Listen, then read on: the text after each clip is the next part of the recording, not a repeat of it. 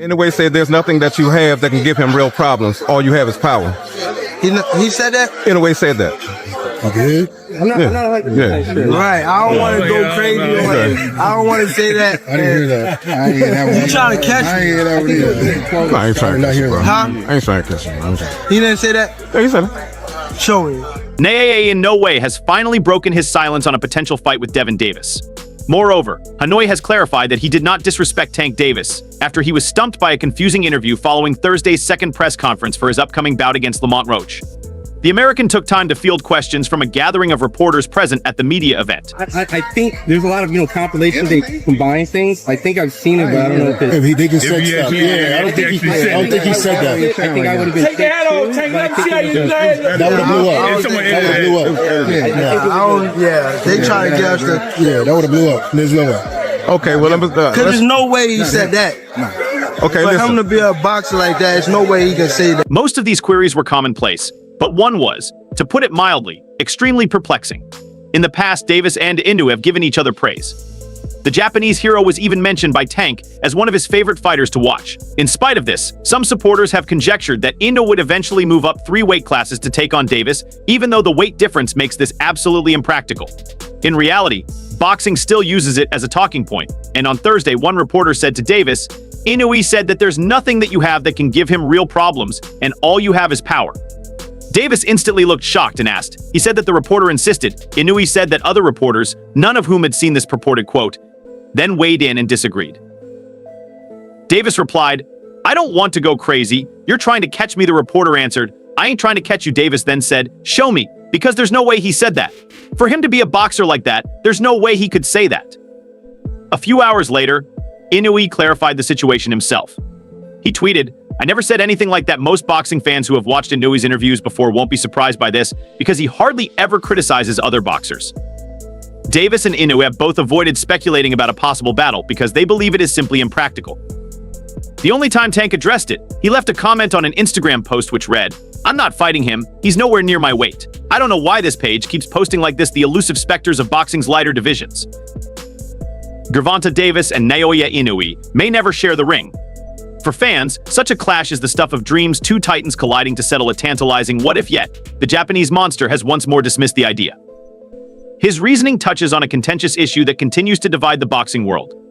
Last December, Inoue cemented his legacy by becoming a 2-time undisputed champion, a remarkable feat previously achieved only by Terence Crawford and Claressa Shields in the 4-belt era. Following his historic victory over Filipino southpaw Marlon Tapp, fans clamored for the Yokohama-based fighter to test his mettle against lightweight knockout artist Gervonta Davis. However, Davis swiftly dismissed the idea, and now Inoue has echoed that sentiment. Despite the potential financial allure of such a clash, Inoue insists his focus lies on fulfilling greater responsibilities that demand his attention. For the 31-year-old fighter, who claimed undisputed titles in the bantamweight division in 2022 and super bantamweight just last year, his journey in the ring transcends the allure of big paydays and celebrated victories. His unwavering dedication to the sport defines his path, which is why, as he firmly states, stepping beyond the featherweight division is simply not on the table. Doc Segura, writing for Ring Magazine, pressed the fighter on a pivotal question during their interview for the publication. He asked whether the undefeated star would ever consider stepping into the ring with Davis, even if the odds and payday tipped heavily in his favor. The answer was blunt and unwavering no. In recent years, as boxing has seen an influx of substantial financial backing, the sport has grappled with a growing trend, marquee fighters prioritizing massive payouts over legacy-defining bouts. This controversy resurfaced when Tyson Fury faced off against MMA newcomer Francis Ngannou in a high-profile, cash-heavy showdown in Saudi Arabia, drawing similar waves of criticism. However, Inoue steers clear of this culture. He notes, I always want to show the best Naoya Inoue. I wouldn't decide to start fighting at featherweight or super featherweight just because the money is good. I don't think that's what I want. There are many fighters who have chased the money but ended up not being able to perform well and quit. The reason I box is not for the money. I do this to show my best self. His argument is that it's also true that he's motivated by fighting strong opponents, but there are weight divisions in boxing for a reason. The significant weight difference between Davis and the Monster has long been a stumbling block in making their showdown a reality. Even Tank himself acknowledged this hurdle when questioned about his willingness to face the Monster in the ring. For Naoya Inoue, the featherweight division represents the pinnacle of his boxing journey. Though he's eager to take on rematches at light featherweight this year, any further ascent in weight will hinge on how his body endures the grueling demands of these matchups. Inoue himself has clarified this, leaving fans to accept that a showdown between him and Gervonta Davis is a dream fight likely to remain just that, a dream. Naoya Inoue has cemented his place as one of the most formidable boxers of the modern era, showcasing unmatched dominance in some of boxing's lightest weight classes. As a testament to his prowess, he has achieved undisputed championship status in two divisions, bantamweight and super bantamweight. Recently, Naoya Inoue triumphed over Mexico's Paul Lunar, possibly a typo for Lunar, despite an early knockdown that could have shifted the tide. That moment served as a wake-up call for the monster, spurring him to unleash one of the most commanding displays of his career. His sheer dominance inevitably stirs conversations about how he might fare against elite fighters in slightly heavier divisions. Among the names in the spotlight, Gervonta Davis. This Monday in Japan against Luis Neri, if we're watching. Just explain kind of what you think of him as a fighter. You've kind of both progressed in the pound-for-pound rankings together over the years. When did you first start watching him, and what do you make of him now? I think I started watching him probably like a couple years ago, but he'll fight a fighter. He's definitely someone he got the whole package, I believe so. Fighters who move up from lower weight classes to face heavier opponents often struggle more to secure victories, as the challenges increase significantly. Inoue's decision to step up weight classes presents an exciting opportunity for him to truly test his skills after having dominated his typical divisions. A prime illustration of this is Saul Canelo Alvarez, who took a bold risk by stepping up to light heavyweight to face Dmitry Bivol, a move that proved challenging as he struggled to maintain his composure. For Naoya Inoue, the stakes are even higher as he prepares to face Gervonta Davis, one of the most fearsome fighters of recent years. Boxing trainer Virgil Hunter has been the one to predict the potential path Inoue take in the next phase of his career. Speaking to Fight Hype, Hunter said, "I don't think Gervonta should go below 135.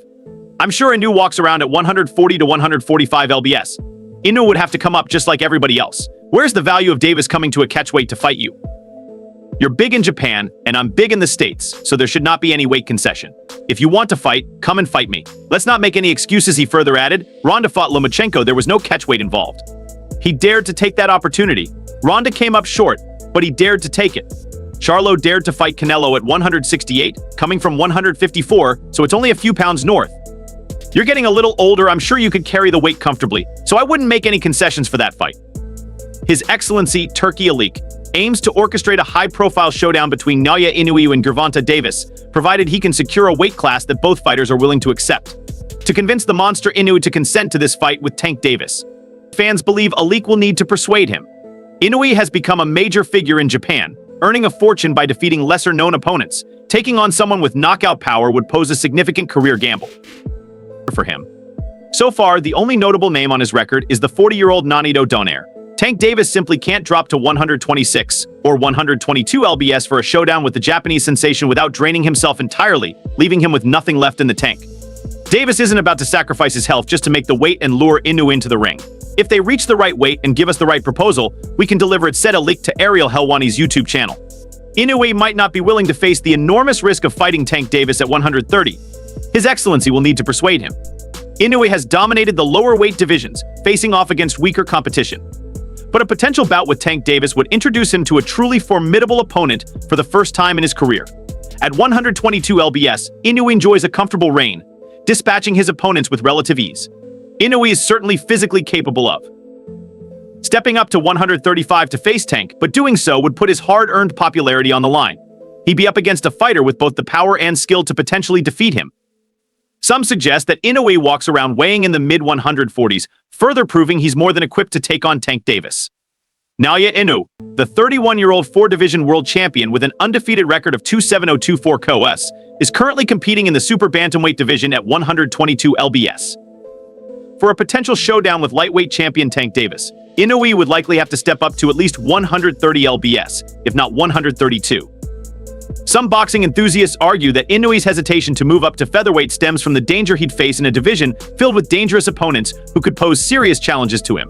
Fights like these, where one boxer leaps far beyond his ideal weight to challenge an opponent in their more familiar territory, aren't unheard of. However, they remain uncommon for good reason.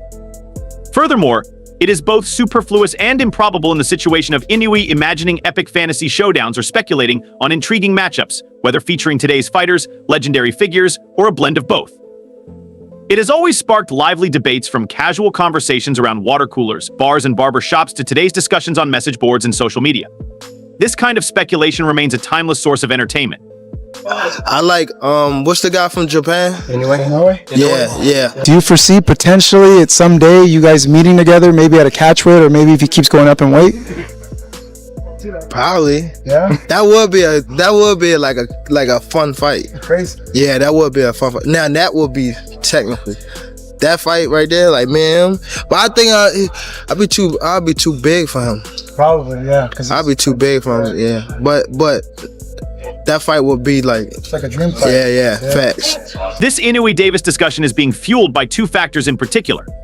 Inoue is asserting his dominance in the junior weight division, mirroring his earlier reign at bantamweight. His debut at 122 lbs saw him face the highly regarded unified champion Stephen Fulton, whom he stopped in the 8th round. Next, Inoue faced another unified title holder, Marlon Taples, and defeated him in 10 rounds.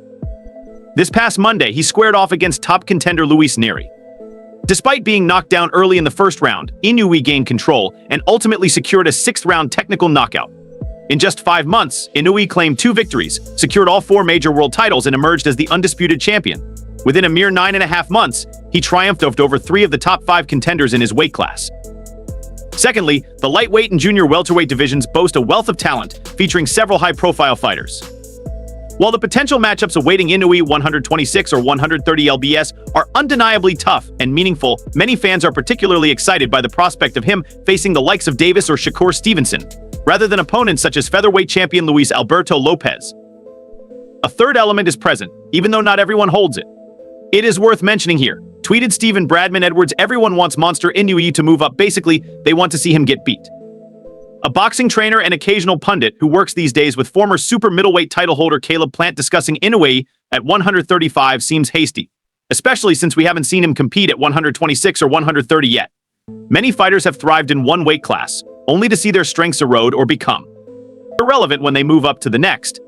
There are 2 examples that come to mind. Nonito Donaire, a multi-division champion, claimed world titles at 112 and 118 lbs, became the lineal king at 122, but ran into trouble against the masterful Guillermo Rigondeaux. Later, he grabbed a belt at 126 lbs only to find himself outmatched against the larger Nicholas Walters, whose power ended their bout with a knockout. The setback compelled Donaire to swiftly exit the featherweight division. Mark Johnson excelled at flyweight and junior bantamweight. He was unable to defeat Rafael Marquez at the bantamweight division. Their legacies remain untarnished. They simply reached the edge of their abilities, and that edge was tested by opponents who varied from solid Walters to exceptional Marquez and Rigondeaux. Therefore, why don't we likewise dismiss Crawford's argument against Canelo? The debate is worth considering. Jermell Charlo entered his fight against Canelo last September as the undisputed junior middleweight champion and the taller fighter. Despite moving up 2 weight classes, Charlo quickly realized that Canelo held the upper hand in size and strength, with Charlo reigning supreme at 154 pounds and Terence Crawford holding the same distinction at 147. Doesn't this raise questions about the viability of a Canelo-Crawford matchup? Crawford is slated to make his junior middleweight debut this August against title holder Israel Madrimov, but challenging Canelo would require Crawford to climb yet another 2 divisions. When you say, I want Canelo, is there anybody in the camp that would say, you're not ready for this? That's a big boy. He's strong. That's a conversation. It's not just, oh man, you will whoop his ass. Like yes, man type stuff. I'm not worried about Canelo. I'm not thinking about Canelo. I'm just focused on Israel Madrimov. In a small way, is this a stepping stone to your dream fight? I don't look at fights as stepping stones. It's about now. The question remains, how competitive would a clash between Crawford and Canelo truly be? Could Crawford showcase the same brilliance and precision, both offensively and defensively, against the reigning super middleweight champion? Would he possess the power to trouble Canelo, or at the very least keep him wary and on edge? We might ponder similar questions about Inoue taking on Davis or other lightweights. However, the stark contrast, like the blaze of gasoline versus the chill of cold water, is that Crawford is actively seeking a showdown with Canelo. Crawford said last November, "I'm looking for mega fights right now, and right now a fight with Jaron Boots Ennis. That's not a mega fight. That's my standpoint on it. I'm looking to fight guys like Canelo. That's pretty much it, man. And a rematch with Errol Spence, and that's it." Crawford's legacy, much like Inoue's, stands firmly cemented. Edwards highlighted Inoue's remarkable journey, starting at 108 lbs, where he clinched a world title. Rather than sticking to the flyweight division, he swiftly ascended to 115, where he dethroned longtime champion Omar Narvaez and ruled for several years.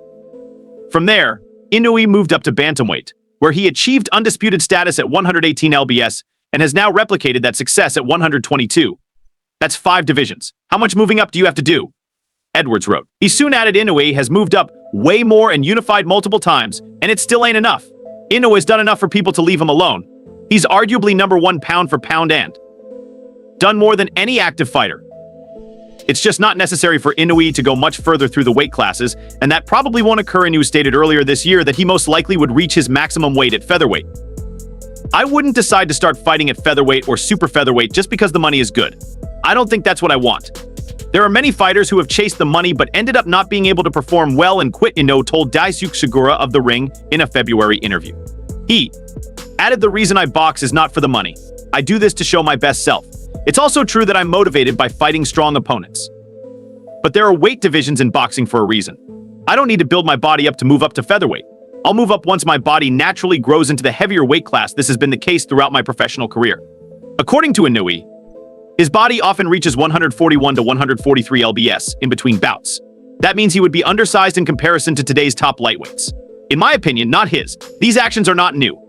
To reiterate, Manny Pacquiao is the most well-known example of recent memory. Pacquiao began his boxing journey in the junior flyweight division, ultimately claiming titles across 8 different weight classes: 112, 122, 126, 130, 135, 135, 147, and 154 lbs. His achievements included lineal championships in flyweight, featherweight, junior lightweight, and junior welterweight. While opinions vary, some consider him the lineal welterweight champion as well. In contrast, Inoue is 31 years old and has spent less than a year in the junior featherweight division. By the time Pacquiao reached 31, he had already secured a knockout victory over Ricky Hatton for the 140 lb title and stopped Miguel Cotto to claim a world title at welterweight. As Pacquiao ascended through weight classes, his ability to maintain his power remained impressive. Yet, it was his evolving technique, refined boxing skills, and dynamic movement that truly set him apart, enabling him to strike with rapid flurries before quickly evading his opponents. Punch strength is no small feat in boxing, and it remained impressive. Yet, it was his evolving technique, refined boxing skills, and dynamic movement that truly set him apart, enabling him to strike with rapid flurries before quickly evading his opponents. Everybody has a unique body. At just 17, Roy Jones Jr. fought as a junior welterweight in the amateur ranks, later competing as a junior middleweight when he was unjustly denied an Olympic gold medal. As a professional, he scaled the ranks from middleweight all the way up to heavyweight. It's unrealistic to expect every middleweight to step up to 175 lbs and thrive, let alone attempt to move to heavyweight. Certainly, we don't place such expectations on fighters who started their careers at 140 lbs in their teens. These are severe cases. These are outstanding instances. Inoue is undoubtedly remarkable, but there are signs his physical potential might be reaching its limit. As he gains weight, his natural advantages, both physical and stylistic, could become less effective. Even if he continues to fight at a lighter weight, facing bigger opponents like Pacquiao did against certain challengers, it doesn't guarantee that Inoue's power will carry over in the same way it does now. Yet for years, the big paydays remained out of reach, even as he claimed the ring championship at lightweight, unified the junior welterweight division as an undisputed champion, and captured a world title in the welterweight ranks. Crawford's dominant championship victory over Spence last year catapulted him to unprecedented fame and fortune. At 154 lbs, a showdown with Jermell Charlo would undoubtedly be his marquee matchup. Yet, the transformative force behind boxing's latest mega events, the Saudi investors reshaping the sport, is the same backer of Crawford vs. Madrimov and the visionary pushing for Crawford vs. Canelo. It's no shock, then, that Crawford eagerly embraced the chance. The stakes are monumental. He'll either cement his legacy or go down fighting, with a hefty paycheck guaranteed. Either way, even without TGB's involvement, facing Canelo would still secure Crawford a sizable payday, albeit on a smaller scale. Inoue is a towering figure in Japanese boxing, a superstar who knows his limits and respects them. He's not chasing weight classes beyond what his frame can handle, and that's a choice deserving of respect, not criticism. There's no shortage of ambition or cautious, driven strategy in Inoue's camp, just a calculated pursuit of greatness. He entered the ring with a perfect 5-0 record when he challenged Adrian Hernandez, one of the elite fighters at 108 lbs, for a world title. By the time he hit 115 lbs, he skipped straight to 115 lbs, dismantling Narvaez's long-standing reign in just 6 electrifying minutes. He systematically dismantled every title holder at 118. Then he went directly for the top contender at 122, and now he's ensuring that no one else in the division can stake a legitimate claim to supremacy. He's already the first undisputed phantomweight champion in almost 50 years, the first at 122 ever, tweeted Cliff R., a highly respected boxing writer for the Corner Stool. He added, if he can do it again at featherweight, there hasn't been one since 1967. That's enough aspiration. If he's going to move up, there's plenty to do without leaping 3 divisions. Additionally, players that respect Inoue, like Stevenson and Davis, are aware of the size differential and its implications. He's a fighter's fighter. He's got the whole package, Davis recently told Rob T. of Boxing News. He added, if I can get down to 130 and he can move up a little bit, that would be cool, but I don't really see myself really fighting him. That would be a reach. During an interview last October, Stevenson briefly stated that he wanted to fight Inoue before going on to explain why it wasn't appropriate. Stevenson said, tell him to come up and fight me. I would love to fight Inoue. He's a hell of a fighter. Honestly, he's one of the fighters that I've been watching the most lately. I give him his credit in terms of skills, his speed, his power. Everything is tremendous. But I think he is just a little too small. The buzz around the Inoue-Davis matchup appears to stem largely from fans and journalists who frequently pose the question to the fighters themselves or bring it up with their teams and others in the boxing world. However, the fighters themselves could decide to change their minds at any time. R said, Pacquiao-Mayweather seemed far-fetched when Pacquiao was at 130 and Floyd was at 147, and then it wasn't. If we get there, I hope we see Tank unify lightweight and Inoue unify featherweight first. So when they meet in the middle, you have a classic clash of champs. This seems like a natural place to wrap things up. While a showdown between Inoue and Davis may not be in the cards, there's still much to anticipate as they each chase their individual goals and aspirations. Inoue faces at least 2 formidable opponents in the 122 lb division before potentially eyeing a move to 126. Meanwhile, Davis, a major draw in the US boxing scene, has an array of title holders and challengers to consider at 135, and he's already proven his ability to compete at 140. It's acceptable to daydream. It's okay to talk about it. However, if the altercation between Inoue and Davis doesn't take place, nothing will be lost in our lives or their legacies. But if it does, we will most definitely not want to miss it. I know people are throwing around Inoue because he's a very hot topic at the moment, but he's a 122-pounder. I don't see, and he just got there. I don't see him jumping up to 130 and 135. It was, talk about Tank at 35. Like, come on, man. Everybody forgets he just got the 122. Right, yeah. That's 13 pounds away from your new weight class where you're undersized. He looks small against Neri. Look at the fight. I mean, he looked small against him and he got dropped. You're going to jump now 13 pounds up to a bona fide puncher?